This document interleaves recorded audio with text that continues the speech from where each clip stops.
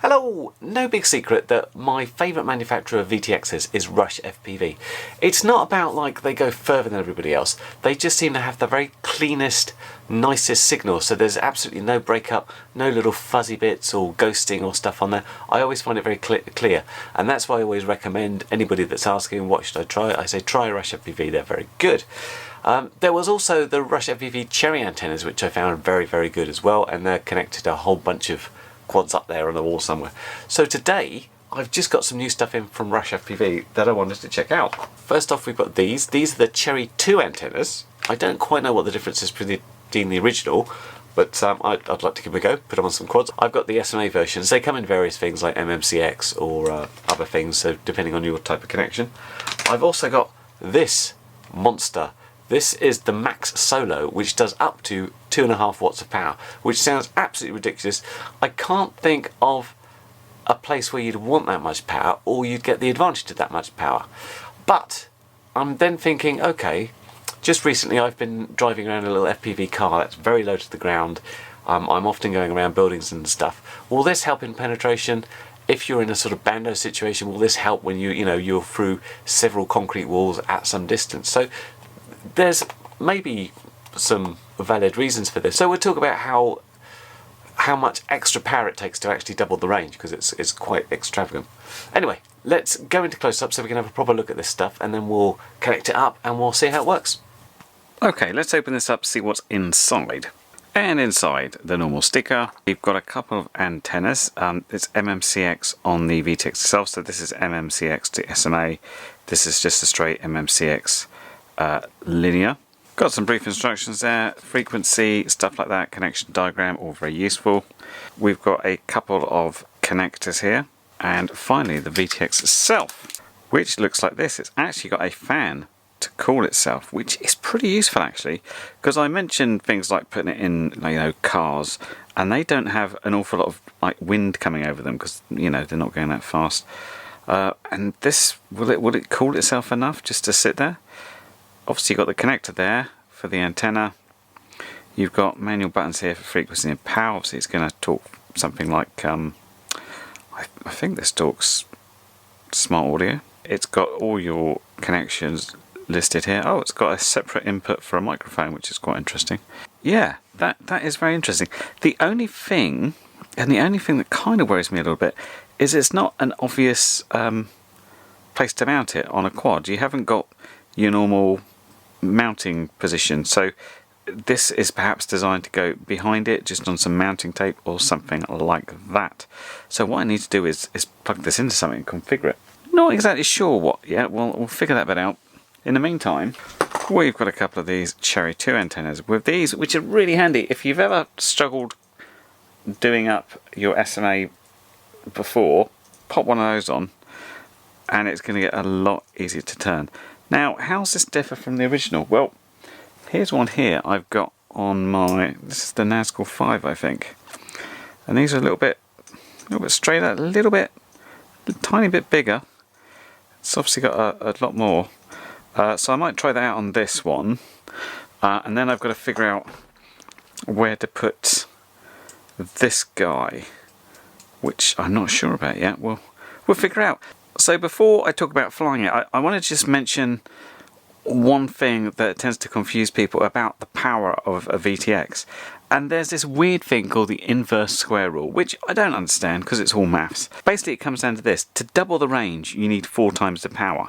So if we get a certain distance at 100 milliwatts of power, in order to go double that distance we will need 400 milliwatts of power, and then in order to go double the distance of that 400 milliwatts of power we'd need to go to 1.6 watts of power, and etc, etc. So when you talk about it's 2.5 watts, you'll go forever, it's like, yeah, it's very powerful, but it doesn't just mean 2.5 times 1 watt, it's a bit more.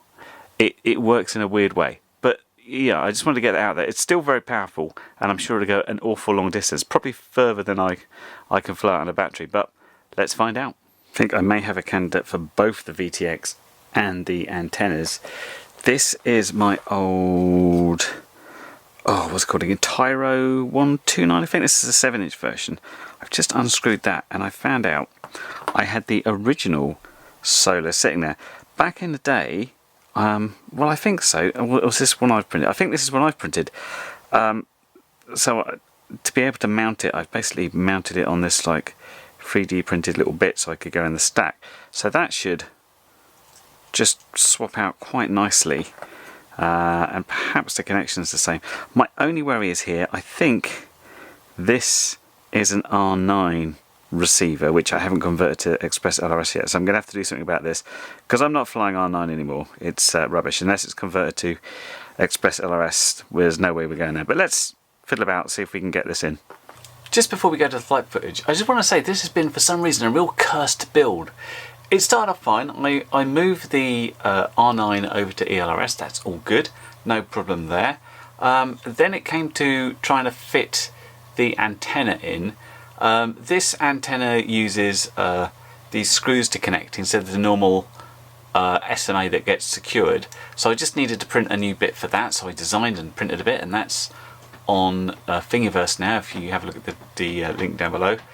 What I also found is that the straight MMCX adapter from the Max Solo stuck out too far and I needed a right angle one, so I managed to get that. That was fine.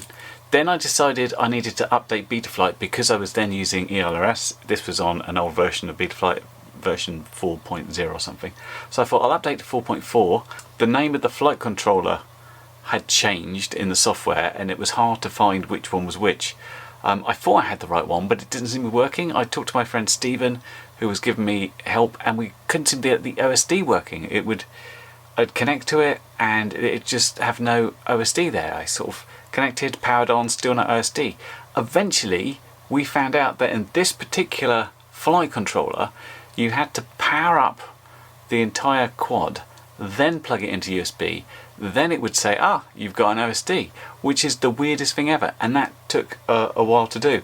And I thought I'd restored all my settings than before, but obviously there are a few little board changes because I went out to the field a week ago and this is what happened. Well, it's hard to believe the luck I'm having with this one, but we've definitely got a problem. Maybe it's a gyro thing. If I arm it, spin up the props, it's it's not very happy. It's something I can't sort out in the field, unfortunately. So, Jesus Christ, wait another 3 months and see what happens. Sideways goes forward, forward and backwards goes sideways. Yeah, so the defaults must have changed to gyro orientation. Okay, this looks better. Forwards, backwards, roll left, roll right, rotate. What I had was the first gyro counterclockwise 180 and I changed it to 270 and that's happy. Back in the field, a week later, we're very lucky to have 2 flyable days in 2 weeks. And I hope you can hear this because my media mod for my GoPro is not responding, so who knows where the microphone's going to, or even if it's being picked up. Anyway, we have finally got this working because we hovered it. My only worry with this is these are the size of my 6S batteries. They're just 1050s. I wanted to put 2 on at once with a parallel cable, but the bottom is so small I can't really do that. So we don't have an awful lot of flying time in that. Fortunately, I don't know how fortunate it is, we have these 5200 4S batteries which look like house bricks, which put it in the air for longer but not that long. I haven't really got any sort of 3,000, 3,500 milliamp hour 6S's, which is what I want. But anyway, we can test it out. We pretty much know that Rush FPV at 200 milliwatts, I run out of field that way after about 1.5 kilometres and I can't go any further anyway. So this is more about, you know, how will it hold up? If we put the power up, will we get any, you know, distortion or artifact on the screen? Can we go sort of around those trees without much hassle? I expect we can. So, well, let's find out. We're starting 25 and we're up the power.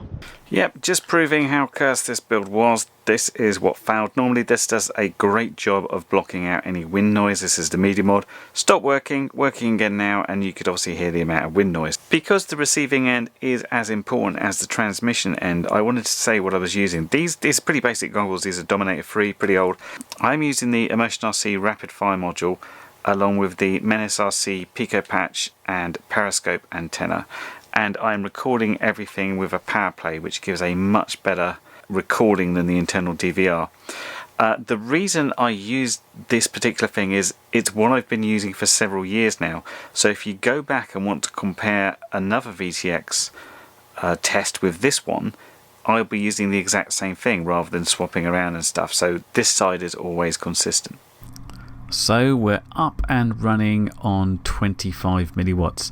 And although this is the first time I've flown in a long while, I immediately, and you can see me twiddling the sticks there, I'm thinking something feels up with this quad. It feels far too robotic. It's like too tight. The simplest little stick movement will produce a very sort of linear response. It's like there's no expo there, which I'd normally have. So I kind of flew this around a bit, just checking things out and stuff. And yeah, definitely wrong. And I just wanted to make sure, you know, it would fly around and be happy. Obviously, I need to move my speed a couple of blocks over on the OSD, but aside from that, things seemed okay. And with 25 milliwatts, I generally sort of think, you know, 25 milliwatts is for flying with friends, because you're not going to, you know, walk over each other's signal. I would normally say it's for racing, but you wouldn't race with a VTX this big. You'd get something much more small and simple. So as long as it's, you know, 2 fields or so and maybe around 500 meters, I'm happy with that as far as 25 milliwatts go. It's not for distance, it's for flying in a friendly way as far as I'm concerned. So I just wanted to take it just up to around that 500 meter mark, maybe not completely out there, just to see how the degradation goes. And you can kind of see the noise creeping in here. We're starting to get to 300, and it's not a bad signal by any means, but you can see, if you look at the sky, you can just sort of see there's a pattern appearing there, and as we go further it's starting to degrade further, which is what we're after, because we don't want something that suddenly switches off.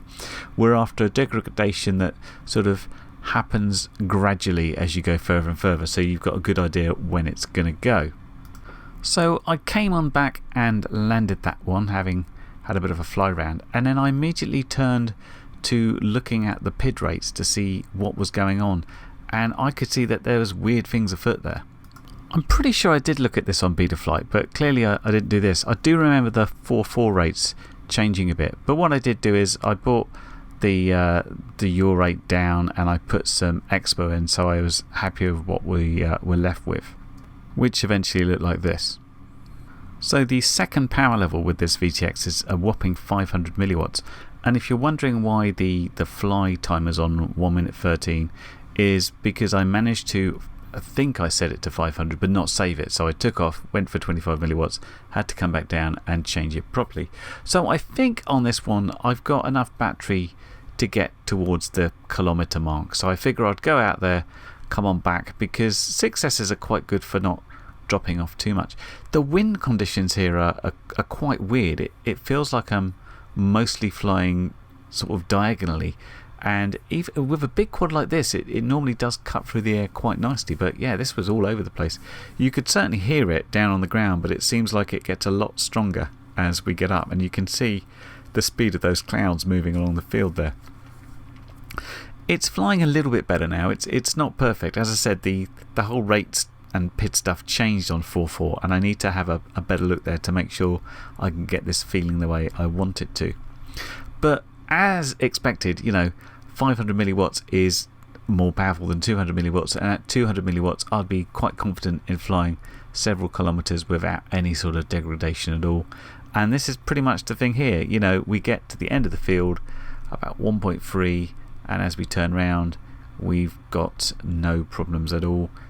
It's all just very happy and all very clear.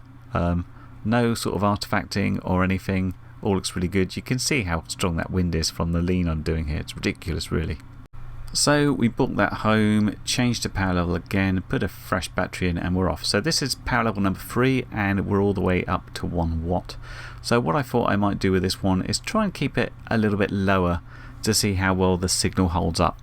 Obviously you can see there's a line of trees developing between myself and a quad here, so going super low. It's not really on the cars, but just a little bit lower than we were before would be pretty good. And we're just going to speed up through this bit because I'm essentially flying in a straight line down the field. It's not very interesting, but you can see that there's no breakup, nothing bad happening on the screen. Very clear. Going in high power certainly doesn't seem to have an effect on any of the electronics or anything like that. And we can do our turn again. The only thing we get is a bit of a scare on the LQ when we give it the null point. But yeah, once again, it's pretty boring. It looks fantastic, and we have absolutely no problems on the way out there or on the way back. On the way back, we decide to see how low I can get. As you see, we're just under 1 kilometre here, going down to 900 metres. And let's try getting low, and you can see we are now under the trees, and that does make a difference because we've got a big old line of them, and that's not going to work so well. So back up we go. And of course, people love to cruise down low and fast in some decent distance. And to be fair, you could do this on the lower power, on the 500 milliwatts. But yeah, going out nice and low along the field has no problems, and certainly getting behind these trees, although there's not much in terms of leaves on them, is not going to be too tough. I mean, even the hedgerow is kind of limited there, so you're not really getting much of a problem anywhere. And finally we come back, put a fresh battery in, and we've got the 2.5 watts of power. This is an awful lot of power, as I said before. And again, I want to see how I do flying out reasonably low here, because I want to see if I can use that extra power for something. Of course, we're still going to get over the trees before I get too carried away there. And like I said, we can get all the way to the end of the field on just 500 milliwatts. We could do it on 200 milliwatts, to be fair. So the idea here is not to see is it still going to be clear, because I think it should be.